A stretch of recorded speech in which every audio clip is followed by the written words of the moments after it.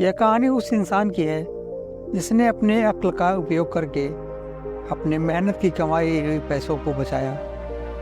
गंगा नदी के किनारे एक गांव था। उस गांव में शंकर नाम का एक आदमी रहता था। उसका छोटा सा परिवार था। वह दूसरे गांव में घूम घूम कर कपड़े बेचा करता था और अपना परिवार चलाता था। वह शरीर और दिमाग से बहुत मजबूत और हट्टा कट्टा था। एक दिन शंकर सुबह सुबह ही कपड़ा बेचने निकला। ठंडी का दिन था और ओस भी बहुत गिर रहा था। उसने दिन भर गांव में घूमकर कपड़ा बेचा और उस दिन रोज से ज़्यादा कपड़ा बेचा था और कमाई भी बहुत हुई थी। वह मन ही मन बहुत खुश हो रहा था कि मेरा आज का दिन अच्छा रहा। शाम हो गई थी और वह अपने घर जाने लगा। घर जाते वक्त अंधेरा होने लगा तो वह डरने लगा कि रास्ते में कोई चोर मेरा सारा पैसा ले न ले। तो उसने सारे पैसों को एक छोटे से कपड़े में बांधा और अपने बगल में दबा लिया। ठंड से बचने के लिए एक कंबल ओढ़ ली। वह चुपचाप रास्ते से घर की ओर जाने लगा।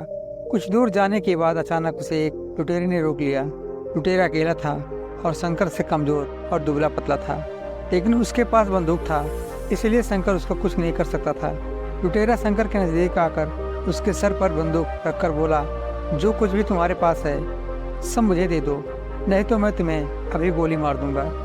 यह सुन शंकर ने लुटेरे को सारा पैसा का पोटली दे दिया और बोला, ठीक है, यह सब पैसा तुम रख लो, लेकिन कुछ निशानी दे दो कि तुम मेरे सारे पैसे लिए हो, नहीं तो मैं अपने घर पहुंचकर अपने बीवी से क्या कहूँगा। वो तो यही समझेगी कि सारा पैसा जुए में उड़ा दिए।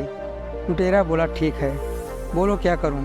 तब शंकर बोला, तुम एक काम करो, अपने बंदूक की गोली से मेरे टोपी में एक छेद कर दो ताकि मेरी बीवी को लूट का यकीन हो जाए।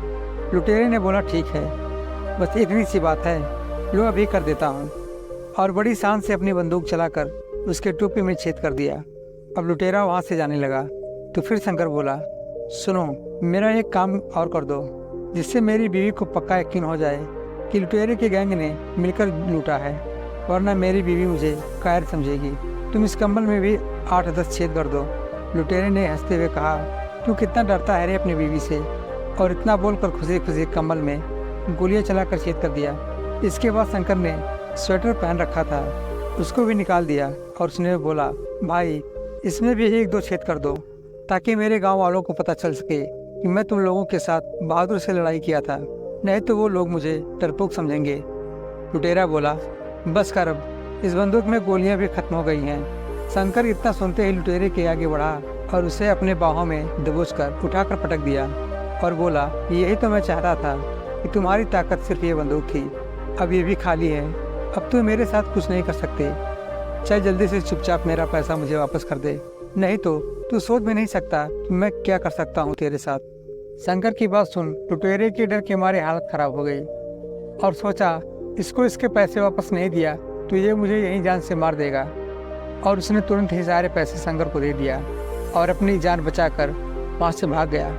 शंकर ने लुटेरे से पैसा लेकर खुशी खुशी अपने घर चला गया और घर जाकर अपने चालाकी का किस्सा अपने बीवी और गांव वालों को बताया। शंकर की बातें सुन सारे गांव वाले बोले, आज तुम्हारी ताकत तब काम आई जब तुम अपने अक्ल का उपयोग सही जगह पे किया।